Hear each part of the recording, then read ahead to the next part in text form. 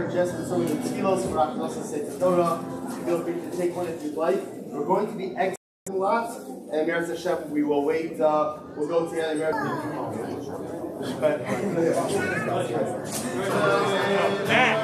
Matt.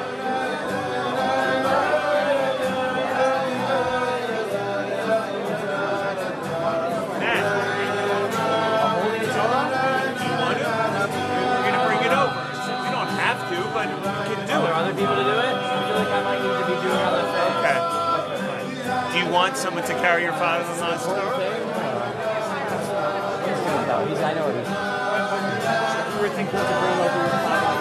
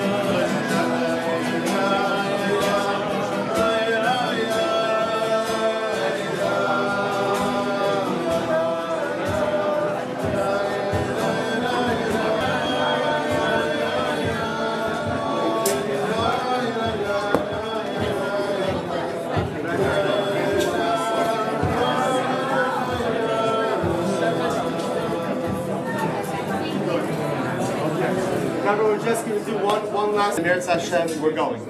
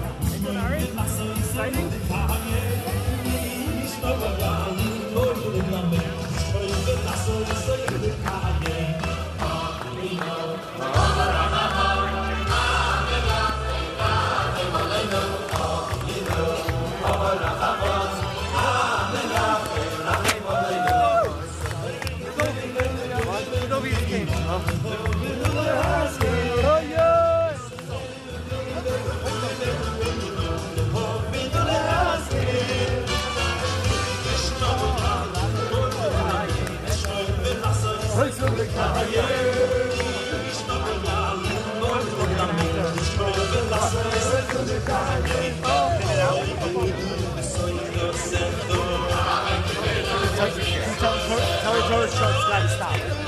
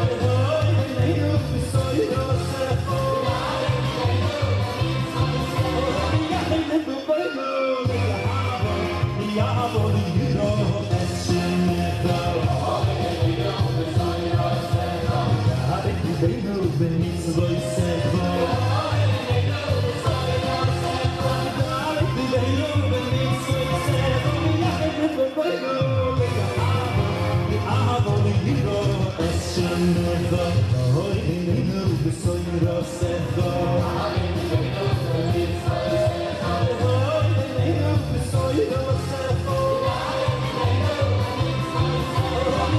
Say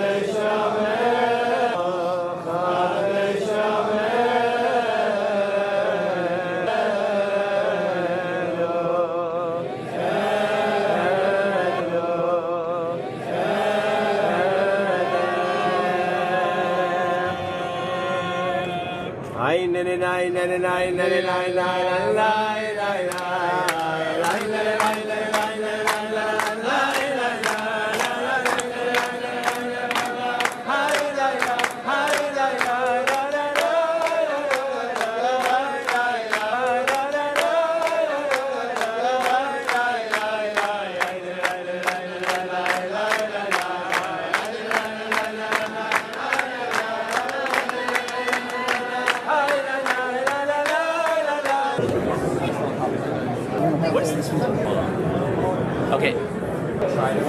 Take a good picture. I don't think it's sent to that. No, on mine. Oh, Is there? It's very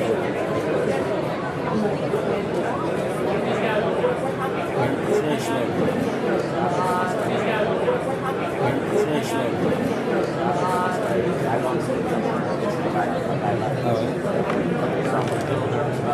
Especially right now.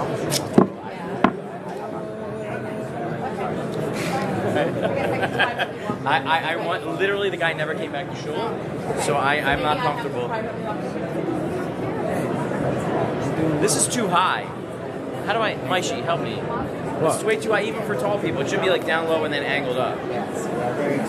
Like down lower. I think it should be looking up. Testing. That's it. You're live, Matt. Live mic. Work here? Is it, where's the sound? He's not good. Sound. Testing.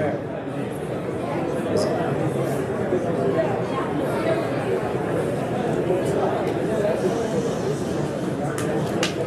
Waiting for my Follow up. Matt.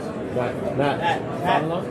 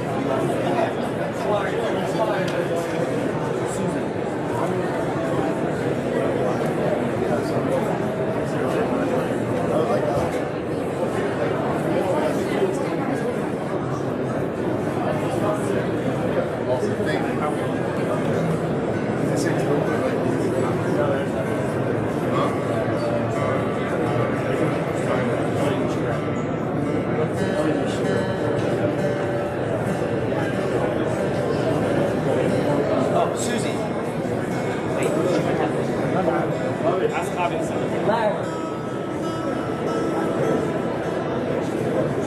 Chanukas.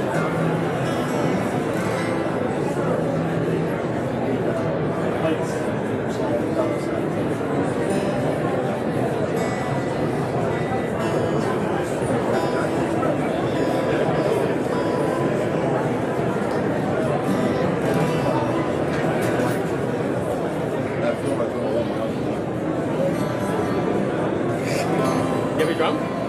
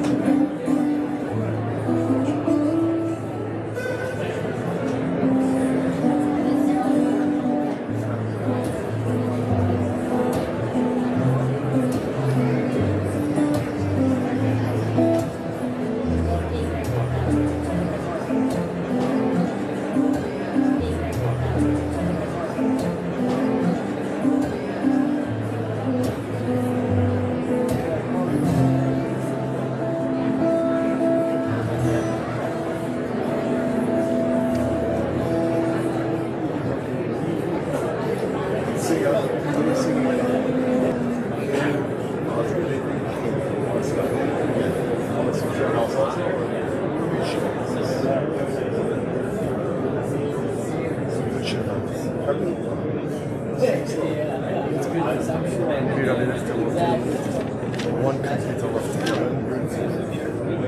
Your story. starting off with you? Yeah.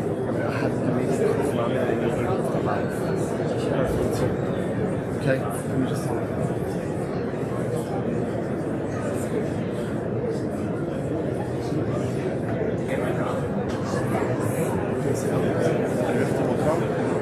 he's going to say Lamed, you're going to say Chafab.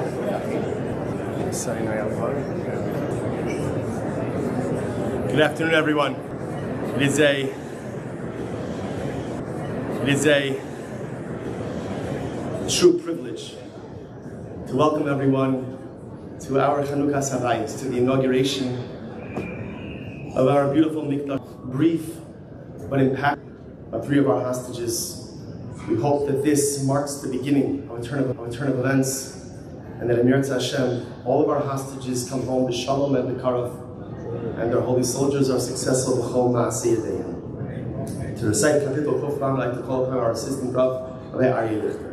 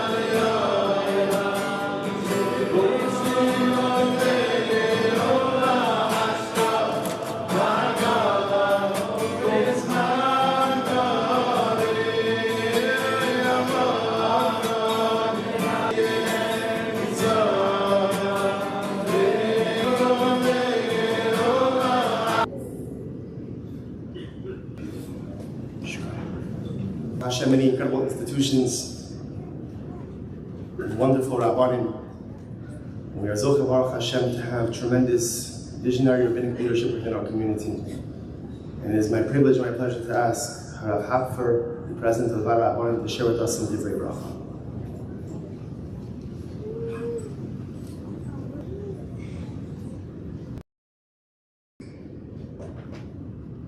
Celebrate a Chanukas building, a bigger building. What does it needed more space? There are more people in a place that is and should stay, although they're not in their homeland. We're after this young people who want to serve the Rebbeinu Shalom with passion and with love and dedication. We're blossoming, we're flourishing. Who could have ever imagined that something like this can happen? Be'eretz Nechor. It's the Rebbeinu Shalom, it's a miracle. It's a miracle that you're seeing in front of your eyes. And it's just special. It's just special and wonderful to be imbued with a passion. We're coming together to a place to daven and using the words of the Ramban. We come together as a community, as a congregation to say, Briosecha anachnu. That's the word. Briosecha anachnu. That's the words of the Ramban. We are your creations, and we want to testify to that. We are your creations, and we want to testify to that. That's why we come. That's why we come together as a minyan, as a group, as a congregation. Come together as a minyan, as a group, as a congregation. That's the Nikdashti B'Serch B'nai Yisrael. That's when the Rebbeinu Shalom's name is sanctified and glorified. When we come together and say, we are your creations, we can't do it on our own. That's the ultimate Kiddush Hashem, the Nikdashti B'Serch B'nai Yisrael. That youngsters are imbued is nothing more than wondrous and miraculous. And it needs people just want to express a sense of gratitude. Mikdash Ma'at, Silver and his Rebbitzin, what they have done together to imbue them with feeling and warmth and love and affection. It says, "L'man yirbu yamecha," they keep the Torah and the mitzvahs, as has just been explained. They say in Eretz Yisrael, Al Hadoma. How do you have old people in Babel? Meaning to say in Futzlar, it's have old people here. And he says, the Yochanan said early before davening, and they stay late after davening to spend their time in the shul. That's what kind of an answer it's at, but it still says Al Adoma. It's a very nice thing. They come early in the Batik, you should help it should be soon. Agola, Bizman Korir. That this Beis HaMedrash, this Beis Tefillah, and this Beis HaMedrash will be picked up and taken to Eretz Yisrael like all of the Batik Yesivas of the Batik. It's still not Al Adoma on the land. And if you go to Washington, of a woman who's about ready to give birth, British subject, that's international law. In a Beis HaKnesses, in a Beis HaMedrash, when you stay in this, you should help. Then you should go with this building and all the budget.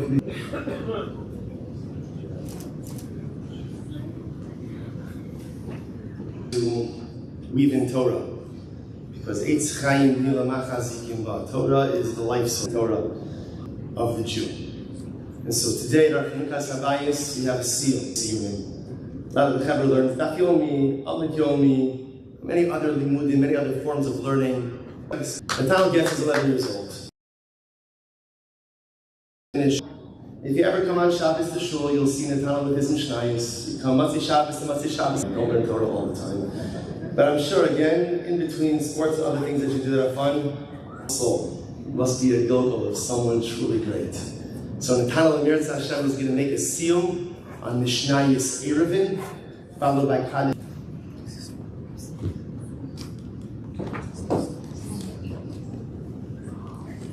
Thank you, Rabbi Silver, for giving I learned.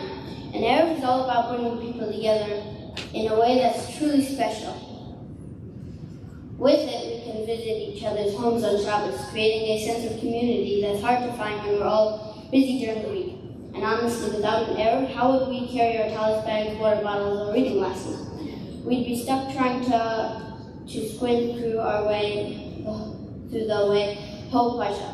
The Erev doesn't just make life easier, it's what helps us stay connected as a community on Shabbos. It also teaches us the importance of working together, helping each other out, and building a strong relationships, especially for the generation that is one. Now I'm going to share the last 2 lines of Erev. Rabbi Shimon says, Makom shehisiru l'cha chachamim, the place that the rabbis allowed you, what they did not allow you, ela mishum shvus, only because it is a rabbinic decree. Hadron Allah Musaf to say, and Hadron Allah Musaf to say, and Hadron Allah Musaf to say.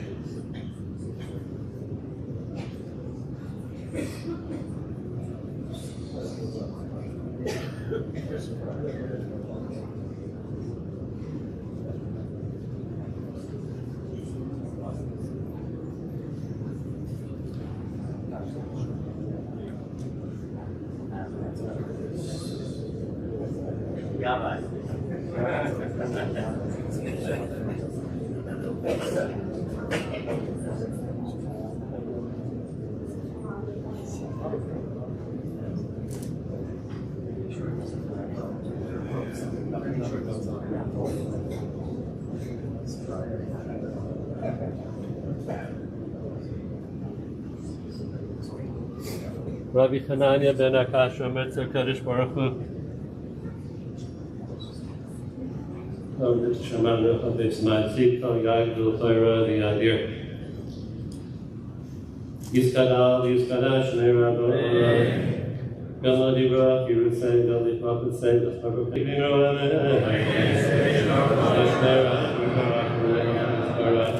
Yishtabach Yisfar Yishama Yisnasei Yishador Yisala Yisala Shemei Kudusha Rivu Le'ela Min Chaber Chasa V'Shirasa Beyan Okamanda Askin B'Arai Sudi V'Sahadim Nidukol Asar V'Asar Ilhan L'Chan Shlomo Rabba Kino L'Fisto B'Rachani L'Chayin Arif in the Zayr L'Vitek V'Kadami K'Ramadan Shmavi Arabim Ru'amen Yesh Shlomo Rabba Yishma L'Chayin Tov L'Kol Yisraelim Ru'amen.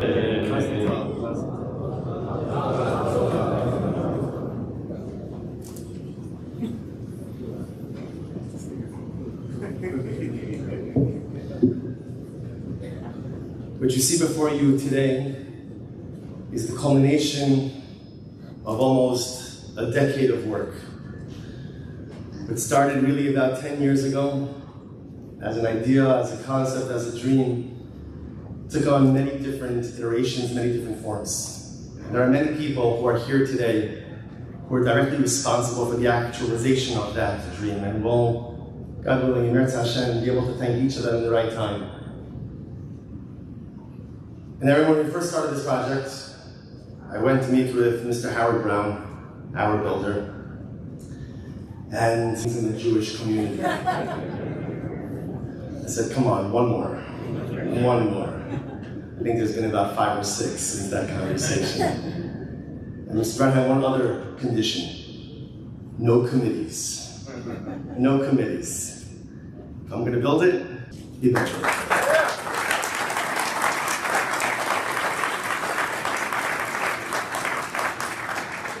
And it is incredibly special, and I know Menachem Shlomo will speak more about this, that this process really has become a project of the Brown and Adler families, the Schoenfeld families on multiple sides.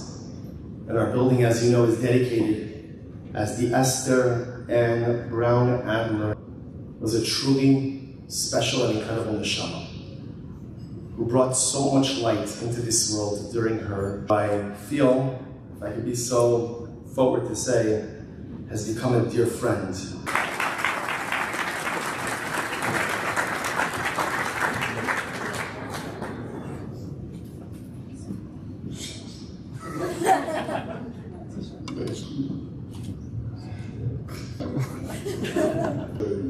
daughter Esther in this movie. I did a little.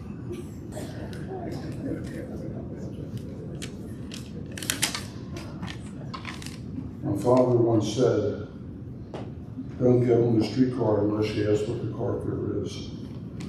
You can certainly believe that I lived my life by that principle, with the exception of when I began building Jewish schools, synagogues, and nonprofits. I didn't ask what the fare would be, and believe it or not, the synagogue was the main focus of his life. I didn't ask what the fare would be back because he already knew, and I knew whatever I paid, I'd get my investment back many times over. Through my involvement, I got closer to my roots. I learned a few things, and most important, I felt I was making a lasting contribution to the future of our people. That's what you're all doing here. You care and believe me when I tell you that you cannot begin to imagine the payoff when you get involved in something like this. Something that's bigger than you or me. It's inspiring for you, but it sends an even more important message to your children. It tells Samson Raphael Hirsch, 19th century thinker and commentator, said it best. But it's much more difficult to generate an endurance would have said to us today. They would have echoed Hirsch's words and said a sanctuary and its goals must never be considered out of date. The initial inspiration and enthusiasm must remain as fresh and as youthful as on the day when the first cornerstone was laid. Lastly, in 1985, Fred and I went to Boston to visit my daughter Penny. They came over to see us. She was at Brown University in Providence, and I was saying college to my father. He passed away, and I went to crying and walked up to him and said, "Did you wish your wife?" He said, "Bill," he said, "I'm saying yard sale for my daughter 37 years ago. So I'm doing 15 here."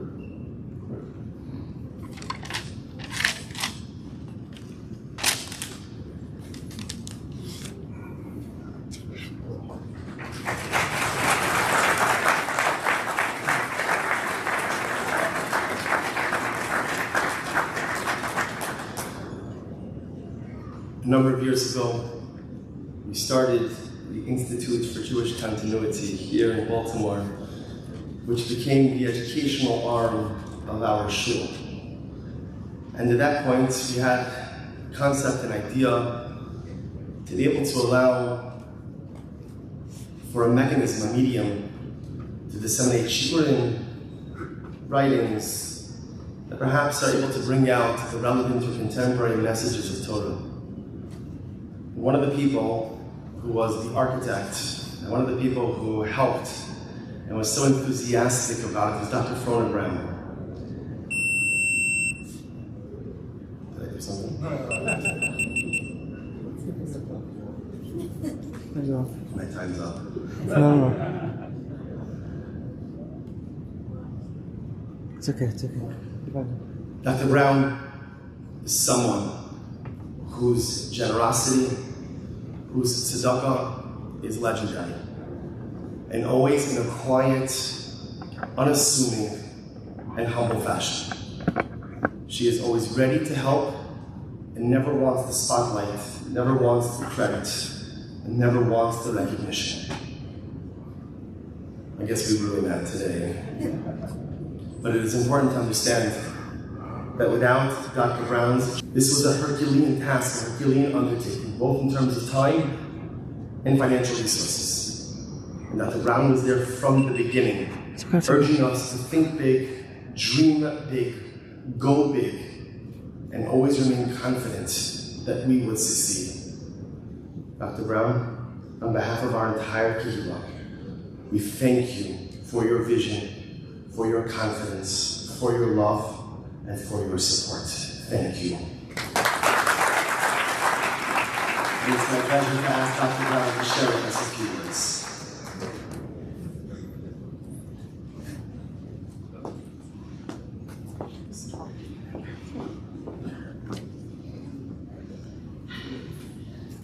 Thank you all for being here today to honor the memory of our beloved daughter.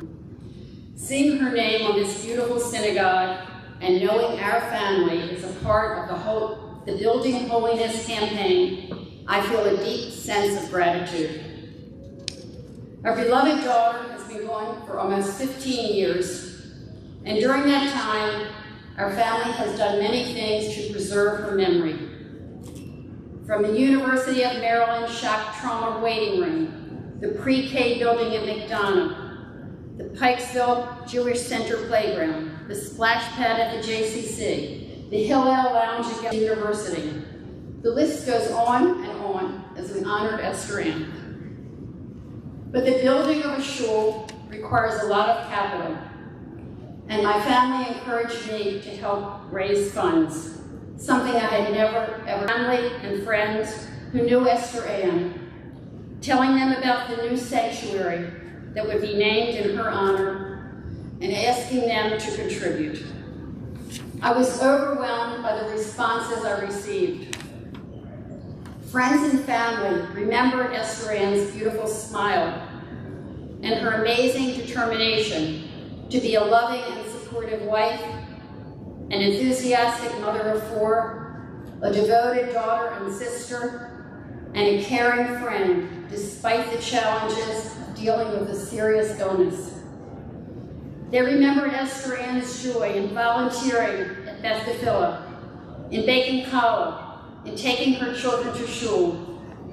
They commented on her delight in baking hamantaschen and delivering them to her friends and family. And they remember her beautiful sukkah and the amazing sukkah parties she had for her friends and her children's classmates. Clearly, our Esther Ann has not been forgotten, and she has left a beautiful legacy. Rabbi Silber noted that the doors to this sanctuary will stand as a beacon for generations. I thank each of you for being here and for participating in the Building Holiness campaign. May Esther Ann's name on holiness in our homes, in our community, and in our world. Thank you.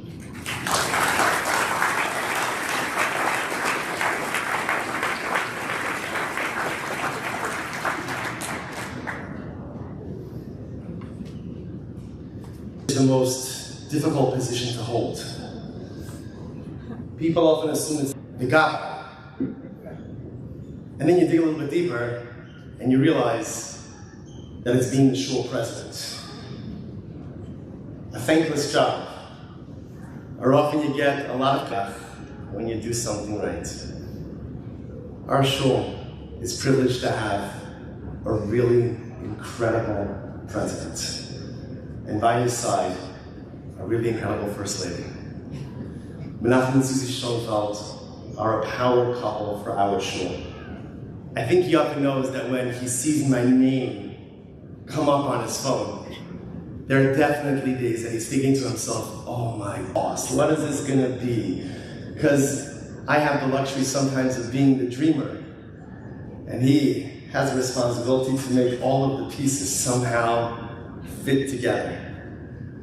But Baruch Hashem, due to the incredible dedication of our president, who wore many hats during this process, both as president of the shul, legal counsel at David S. Brown, often sitting in building meetings trying to figure out which team he was supposed to be playing for in that particular meeting, but did it masterfully.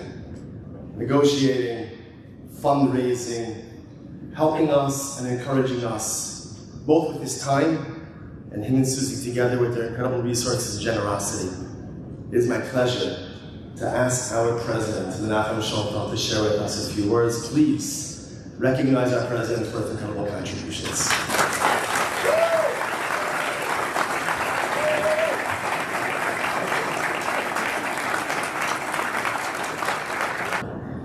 Not yet. Thank you all. It's my real pleasure to welcome all of you here today. We are so ordinary event in the history of Suburban Orthodox. We did it. Look at it. We did it.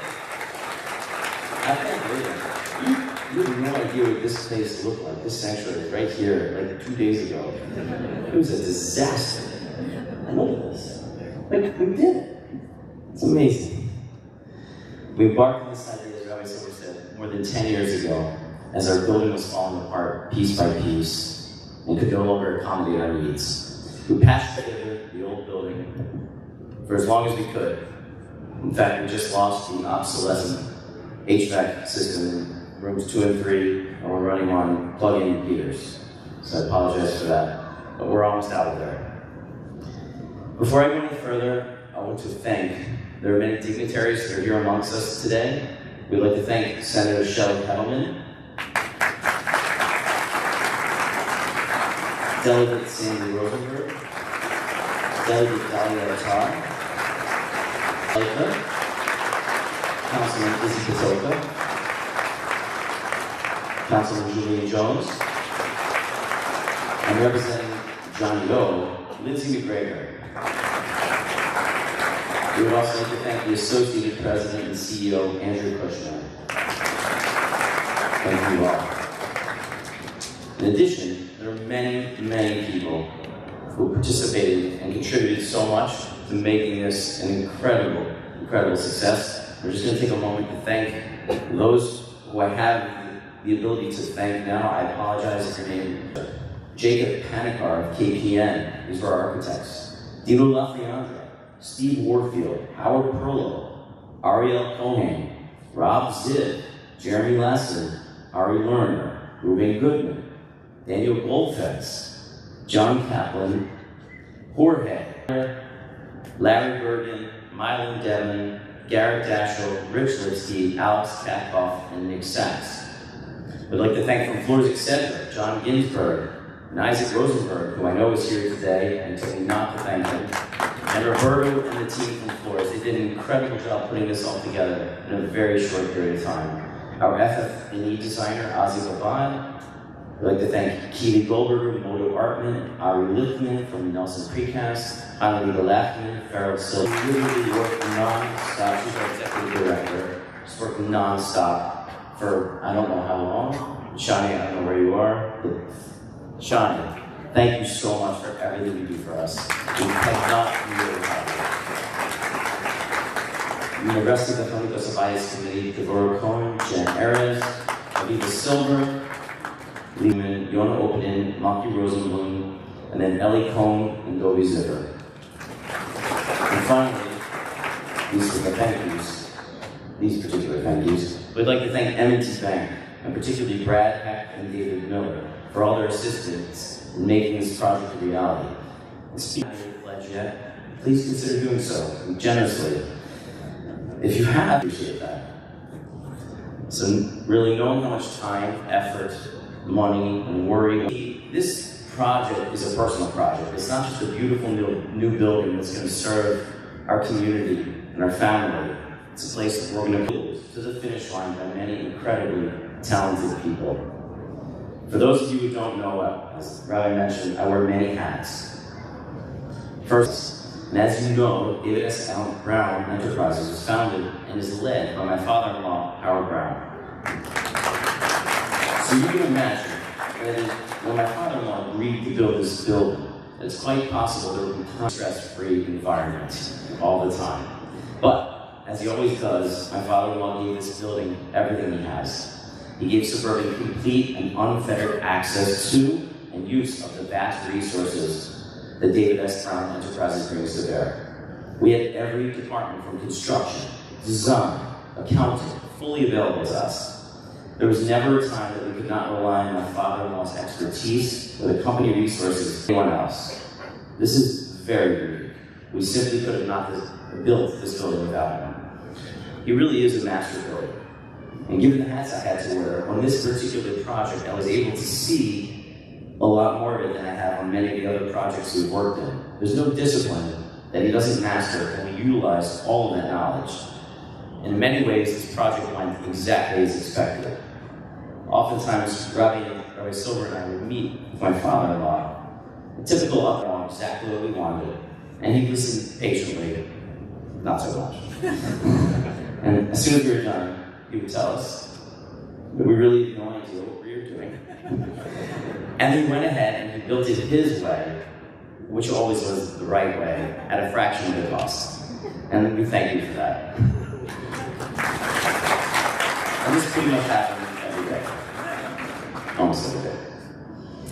So now we have an incredible facility with his imprint all over it. And for so many reasons, there's simply no doubt this project would not have gotten off the ground without his will, determination, resources, and drive. His generosity could not be overstated. He made it look so easy. It was a true privilege for me to be a part of this building, the connection that I have to this facility, to this building, to this congregation. It's also about the incredible generosity of my mother-in-law, Rona Brown. We would not be standing here today. My mother-in-law consistently models for her children, grandchildren, and now great-grandchild what it means to abolish. My mother-in-law recognizes that it's her responsibility and her duty to share the blessings that have been entrusted to her. She gives charity with the most kind, gracious, and generous spirit.